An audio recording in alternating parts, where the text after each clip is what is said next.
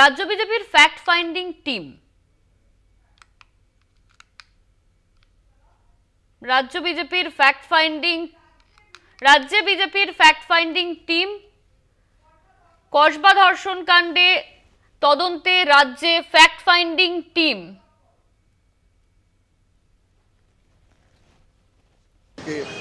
তারপরে যদি কেউ ডেমনস্ট্রেশন দেয় তাহলে ষড়যন্ত্র করছে, তাদের হাত পা ভেঙে দেবে, এই যে মানসিকতা সম্পন্ন সরকারের ভাষা, তার কারণে এই ধরনের ঘটনা লাগাতার বাংলাতে ঘটছে।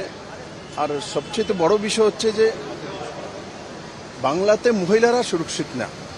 যেখানে 50% উপরে মহিলা, সেখানে যদি মহিলারাই সুরক্ষিত, ল কলেজেই সুরক্ষিত না হতে পারে, এটা ল স্টুডেন্ট যেখানে পরে উকিল হবে, অন্যের জন্য লড়াই করবে, সেখানেই রেপ করে দেওয়া হয়।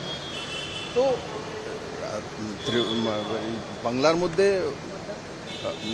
মধ্যে মহিলাদের কোনো মানে এখানে নিরাপত্তা একদম নেই। আর সবচেয়ে আমি বারবার দুর্ভাগ্য যে বাংলাতে মুখ্যমন্ত্রী স্বয়ং মমতা ব্যানার্জি একজন মহিলা মুখ্যমন্ত্রী, তার জন্য ধিক্কার জানাই আমি। আর আমরা সময় চেয়েছি, অগ্নিমিত্রাজি আমার সঙ্গে রয়েছেন, সবাই আসলে আমরা একসঙ্গে আবার দেখব কতটা আমাদের সময় দিচ্ছে, তারপর আমরা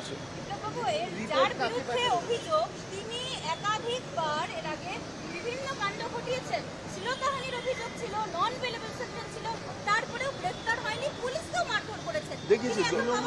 দেখুন 2013 থেকেই ওর কাহিনী আছে। ওর পশ্চিমবাংলা সরকারের তৃণমূল কংগ্রেসের সমস্ত নেতাগুলির সঙ্গে ওর ছবি প্রমাণিত করে।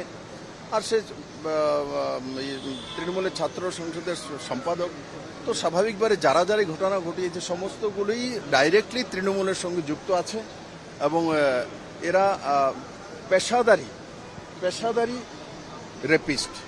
আগেও প্রমাণিত হয়েছে, যেটা আপনি বললেন, আমাদের কাছে খবর রয়েছে। তো তৃণমূল করবে বলে তাদেরকে মাফ করে দেওয়া হবে। তো এই ধরনের মানসিকতা নিয়ে একটা মহিলা মুখ্যমন্ত্রী যদি রাজ্যের মধ্যে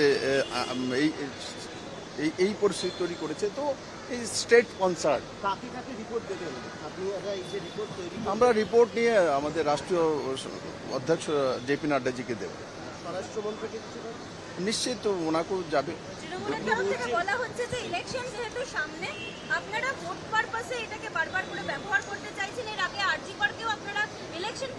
আমাদের সঙ্গে ফোন লাইনে রয়েছেন আমাদের প্রতিনিধি শাকিল মুস্তাক।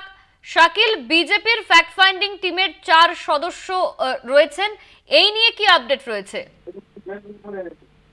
কসবার যে ল কলেজের যে ছাত্রী গণধর্ষণের শিকার হয়েছে, সেই নিয়েই কিন্তু রাজ্য রাজনীতি উত্তাল।